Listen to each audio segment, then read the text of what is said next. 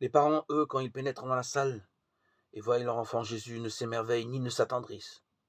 Que l'enfant ait pour étude l'étude des dispositions, qu'il brille par l'intelligence, qu'il soit animé d'une profonde foi. Ils sont bien placés pour le savoir. Ce qui l'emporte chez eux, que l'inquiétude taraudée, c'est la satisfaction et quelques irritations. Comme toujours dans ce cas, quand des parents affolés retrouvent un enfant perdu et qui semble les avoir totalement oubliés, c'est la mère qui parle d'abord. Sans doute par calcul pour éviter que le père n'aille trop loin dans les reproches. Avec les hommes, on ne sait jamais. Sans doute aussi parce qu'elle était toute transie de peur, et qu'elle tressaille déjà, mais secrètement du bonheur des retrouvailles. Mon enfant, pourquoi nous as-tu fait cela? Et fuse la réponse. Pourquoi me cherchez-vous? Ne savez-vous pas qu'il ne faut être chez mon père? Une réponse qu'ils ne comprennent pas, assure l'évangéliste. Ce qui paraît étrange si l'on songe aux annonces que leur avait faites l'ange avant la naissance de Jésus.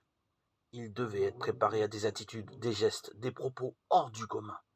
Reste que, ayant dit l'enfant, les suivit sans plus attendre.